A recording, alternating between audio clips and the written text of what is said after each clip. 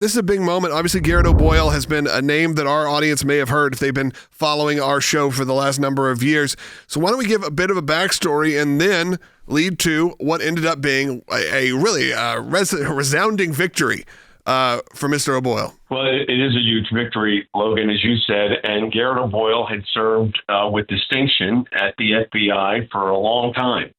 And when he brought to light concerns that he had about statements that were being made and misstatements being made to Congress, he went through the regular system of how you report these things. And as he said, and we played it in the break, he became a whistleblower, and then the FBI crushed him. They crushed him. They crushed his family. He lost his job, his livelihood, his home. The stress on the family was unprecedented. We joined in the litigation as counsel and litigated the case with the Vanell Law Firm and with Empower Oversight, two good friends of ours that we've worked with before. And the end result, and I want to say this is, again, a thank you to all of our ACLJ members and especially our ACLJ champions. He got justice.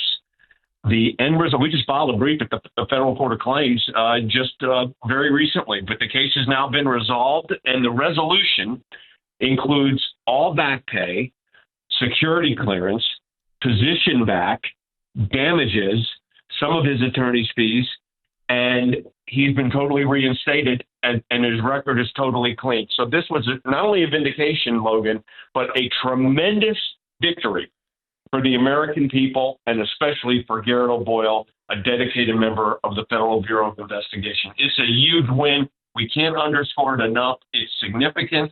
The impact is huge. It sends a message to leadership within the FBI, and I got to thank Kash Patel and Pam Bondi for getting this done.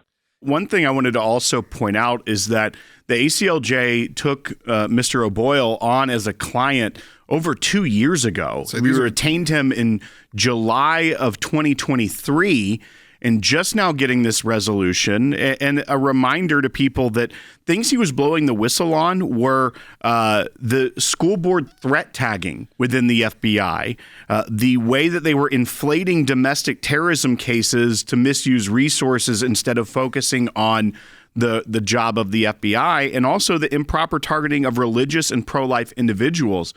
A lot of what he was blowing the whistle on at the FBI had a lot of the ghosts of the IRS scandal, where Lois Lerner and her group were targeting religious and conservative Americans because of their beliefs and trying to silence them.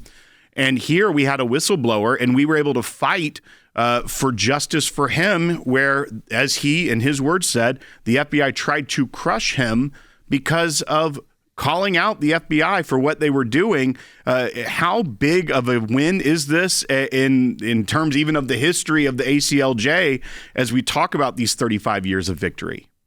Well, look, I mean, the significance of this can't be overstated. I mean, here you had an individual whose life was turned upside down, and now with the stroke of a pen, he's back and reinstated. He's part of the FBI, which may mean we don't hear from him again. I'm not sure about how that'll work because he's been totally reinstated.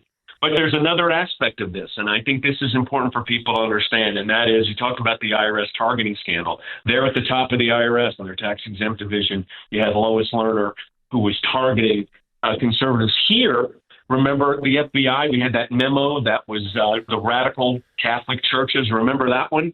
And that was and Jim Comey just kind of blew it off. Well, the people like Garret O'Boyle knew exactly what was going on in a lot of these issues, and that's why they were silenced, because they had access to what was really happening. And the result of what happened was outrageous. The end result here, and by the way, 2 years sounds like a long time, but in litigation, that's pretty quick. So this was a great resolution. I'm very pleased with the legal team that we had on this. Was excellent.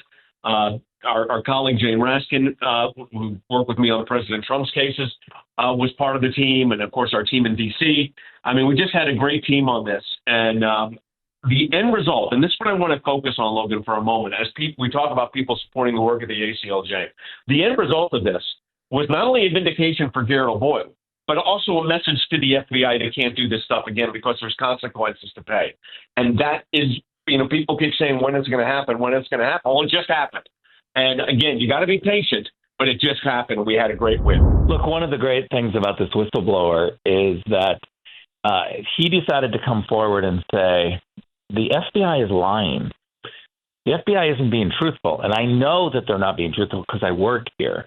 And so what we were simply doing is correcting the record, trying to make sure that transparency, government transparency was a priority. Transparency isn't political. Sometimes it cuts both ways. And I think yet it's important because not every entity is perfect. They're going to make mistakes. And if they overreach and they make a mistake and somebody wants to stand up and say, this is wrong, and the public reacts, I don't think it's that dissimilar from the Cracker Barrel logo, where a group of people, elites, make some decision, there's big blowback, and they decide to adjust. I wish that we had a government that was a little bit more like that, where they admit their mistakes and they quickly change. But they don't. We sometimes have to take them to court, and we have to have whistleblowers. He saw what they were doing and said, hey, first, in his chain of command, I'm blowing the whistle. I need to go through the proper channels. This isn't right.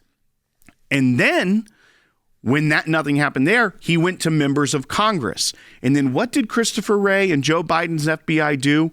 They destroyed his life. They attempted to, but he didn't give up. He fought.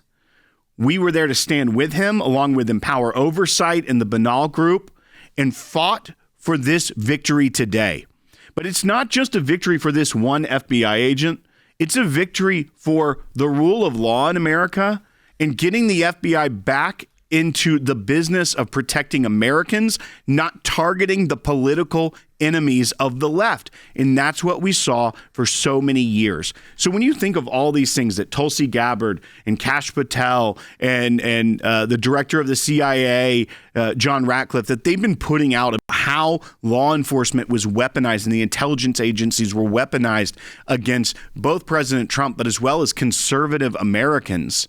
This is a part of that entire scheme that was going on. And we fought back and got justice for the ACLJ's client, Garret O'Boyle, but also for the American people, because this can't happen. And people that see this wrong in a federal agency like that should be able to say, look, we got to stop this. But once again, we saw that the government was trying to weaponize their power against conservatives and Christians and pro-life individuals, and that has to stop.